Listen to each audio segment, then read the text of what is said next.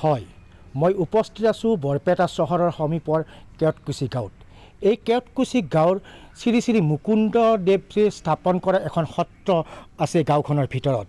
সত্ৰৰ চৌপাশে যিবোৰ স্থানীয় মানুহ আছে, স্থানীয় বাসিন্দা আছে, তেওঁলোকৰ অভিযোগ মতে আজি কিছুদিনৰ পৰা ইয়াত অবৈধ চুলাই মদৰ পৰা, দেশী মদৰ পৰা, বিলাতী মদৰ যি অবৈধ বেহা ইয়াতে চলাই আছে, তাৰ বাবে পৰিৱেশ বিনষ্ট হৈছে সমগ্ৰ অঞ্চলটোত।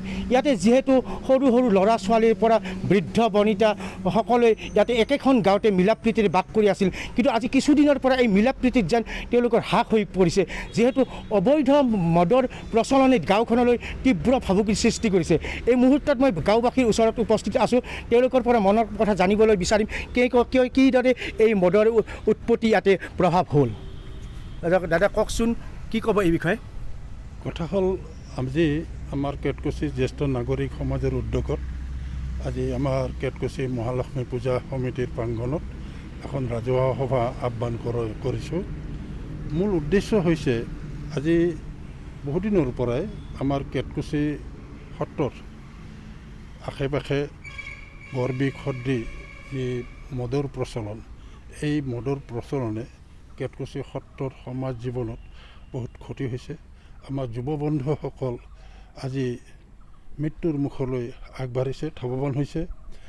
আমি সচেতন মহলে, কেওটকুছি জ্যেষ্ঠ নাগৰিকৰ সচেতন মহলে আমি চিন্তা চৰ্চা কৰিছোঁ। লগতে আমাৰ কেওটকুছি মহিলা সমাজৰ সহযোগ বিচাৰিছোঁ। লগতে আমাৰ গাঁৱত যিমানবিলাক অনুষ্ঠান প্ৰতিষ্ঠান আছে, প্ৰায় 14টা অনুষ্ঠান প্ৰতিষ্ঠানক আমি নিমন্ত্ৰণ কৰিছোঁ। তেওঁলোকৰ ফালৰ পৰা যি প্ৰতিনিধি আহিব, প্ৰতিনিধিৰ প্ৰত্যেকৰে মতামত লৈ আমি জিলা প্ৰশাসন বা ইয়াৰ ওপৰতো যদি আমি ক'ৰবাত যাব লগা হয়, আমি অসম চৰকাৰৰ ওচৰতো যদি যাব লগা হয়, আমি যোৱাৰ প্ৰস্তুতি ল'ম।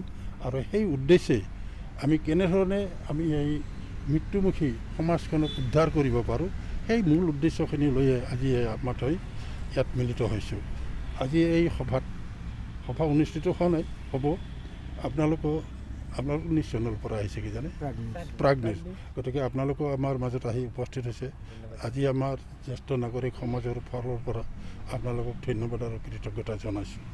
হয়, তেখেতে জানিবলৈ দিছে যে বৰবিল সদৃশ যি মদৰ উৎপত্তিয়ে এই অঞ্চলটোৰ গাঁওবাসীৰ অঞ্চলৰ নিদ্ৰা হৰণ কৰিছে, নতুন প্ৰজন্মৰ কাৰণে ভাবুকি প্ৰদান কৰিছে। এই ক্ষেত্ৰত তেওঁলোকে এখন ৰাজহুৱা মিটিং আকাৰে তেওঁলোকে এটা সমাধান ল'ব, সিদ্ধান্তত উপনীত হ'ব, আৰু এই সিদ্ধান্ত মৰ্মে তেওঁলোকে জিলা প্ৰশাসন নাইবা চৰকাৰক অৱগত কৰিব এই বিষয়ে। আৰু দাদা কওকচোন, কি ক'ব এই বিষয়ে? আজিৰ আমাৰ জ্যেষ্ঠ নাগৰিক কেওটকুছি সমাজৰ পক্ষৰ পৰা যিখন ৰাজহুৱা সভা আজি উদ্যোগ লৈ আমি পতাৰ কাৰণে ব্যৱস্থা কৰিছোঁ, ইয়াতে প্ৰায় 14-15টা অনুষ্ঠান আমাৰ গাঁৱৰে, তেওঁলোকক আমি আহ্বান জনাইছোঁ। আৰু তেওঁলোক আমাৰ অলপ পিছতে সভা অনুষ্ঠিত হ'ব, আৰু সভাত তেওঁলোকে তেওঁলোকৰ বক্তব্য প্ৰদান কৰিব। এই গাঁওখনত বৰ্তমান যিটো অৱস্থা হৈছে, যে চিন্তা সকলোৰে হৈছে জ্যেষ্ঠ নাগৰিকৰ, যে আমাৰ যি নতুন পুৰুষ, এই নতুন পুৰুষৰ মাজত দেখা দিয়া যিটো মাদক দ্ৰব্যৰ প্ৰচলন, সেই প্ৰচলনে এটা অশান্ত কৰি তুলিছে গোটেই জনগোষ্ঠীটোক আমাৰ।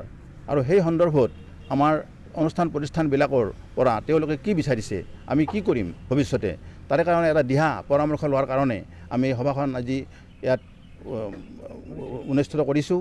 আৰু এই সভাত তেওঁলোকে তেওঁলোকৰ বক্তব্য প্ৰদান কৰিব। তেওঁলোকে যি মত প্ৰকাশ কৰে, সেই মতখিনি আমি প্ৰশাসনকো দিম। ইতিমধ্যে ইয়াৰ আগতেও আমি প্ৰশাসনৰ লগত এই সম্পৰ্কে বহু আলোচনা কৰিছোঁ, বহু ধৰণৰ আবেদন নিবেদন কৰিছোঁ, কিন্তু চব ফটুকাৰ ফেন হৈ আছে। কাৰণ দেখা দিছে যে ইয়াত যিসকল যুৱ প্ৰজন্ম আজি ইয়াত আছে, তেওঁলোকৰ মাজত আজি কাম নাই, কোনো ধৰণৰ তেওঁলোকৰ মাজত কোনো সম্বল নাই। আৰু এই অৱস্থাৰ মাজতে তেওঁলোকে সম্প্ৰতি যিটো COVID-19 পৰিস্থিতি হৈছে, সেই অৱস্থাৰ মোকাবিলা কৰিব নোৱাৰি তেওঁলোকে কোনো হাতত কাম নাপায়। তেওঁলোক আজি কি হৈছে, এই বেহাৰ লগত তেওঁলোক জড়িত হৈ পৰিছে। তেওঁলোকৰ কোনো কাম নাই, তদুপৰি তেওঁলোকক কোনো প্ৰশিক্ষণ দিয়াৰ ব্যৱস্থাও হোৱা নাই চৰকাৰৰ ফালৰ পৰা। আমি জানিব পাৰিছোঁ যে বহু অঞ্চলত অসমৰ এই যুৱ প্ৰজন্মৰ মাজত কিছুমান শিল্প সম্পৰ্কীয় বহু ধৰণৰ প্ৰশিক্ষণ দিয়াৰ ব্যৱস্থা হৈ আছে, কিন্তু আমাৰ ইয়াত এতিয়াও আমি সেইবিলাক দেখিবলৈ পোৱা নাই।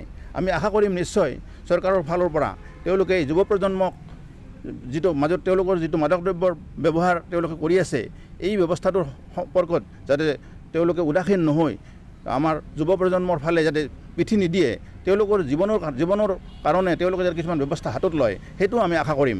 আজিৰ সভাই বিশেষকৈ আমি সেই কথাটোকে বেছি চিন্তা কৰিছোঁ যাতে এই যুৱ প্ৰজন্মই তেওঁলোকে বৰ্তমান চলি থকা এই মাদক দ্ৰব্যৰ সেৱন বা প্ৰচলন তেওঁলোকে বাদ দি নতুন চিন্তাৰ কাৰণে তেওঁলোকে আগবাঢ়ি যায় সেইটো আমি কামনা কৰিম।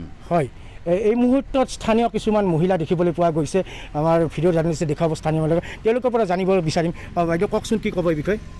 এই বিষয়ে আমাৰতো আগৰ বক্তাবিলাকে ক'লে, তথাপি আমি আজি কিছুদিনৰ পৰা আমাৰ কেওটকুছি গাঁৱত যিটো হাৰত এই মদৰ হেৰিটো বাঢ়ি গৈছে, চুলাই হওক আপোনাৰ বাকী আৰু বেলেগো আছে দিয়কচোন, গোটেইখিনি বাঢ়ি গৈছে। সেইখিনি দেখি আমি তাৰমানে নিজেই আমি মাইকী মানুহবিলাকে আমি তাৰমানে এনেকুৱা উপলব্ধি কৰিছোঁ যে আমাৰ এতিয়াৰ বৰ্তমান প্ৰজন্মটোতো শেষ হৈ গ'লে আৰু আমাৰ উঠি অহা প্ৰজন্মৰ কাৰণে বিৰাট ভাবুকিৰ সৃষ্টি হৈছে।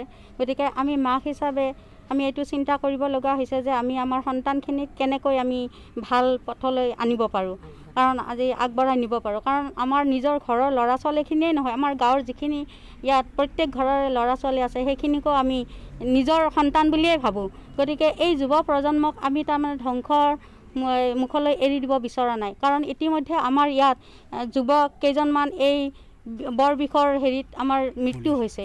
গতিকে আমি আৰু ইয়াত কিমান মানে আমাৰ নিচিনা সৰু ল'ৰা সৰু ছোৱালী বিধৱা মুখকেইখন আমি চাই থাকিম। সেইকাৰণে আমি ভাবিছোঁ যে আমাৰ জ্যেষ্ঠ নাগৰিক সন্থাইও ইয়াত তেওঁলোকে আগবাঢ়ি আহিছে। তেওঁলোকে আজি এখন মিটিং আহ্বান কৰিছে আৰু মহিলাখিনিকো তেওঁলোকে নিমন্ত্ৰণ জনাইছে আৰু তেওঁলোকৰ আমি নিমন্ত্ৰণৰ প্ৰতি সঁহাৰি জনাই আমি ইয়াত দলে বলে আমি ইয়াত আহিছোঁ আৰু পাৰ্যমানে তেওঁলোকৰ লগত আমিও হাতত হাত ধৰি এই বৰ বিষ কেনেকৈ আমি উঘালিব পাৰোঁ তাৰ কাৰণে আমি প্ৰস্তুতি চলাম।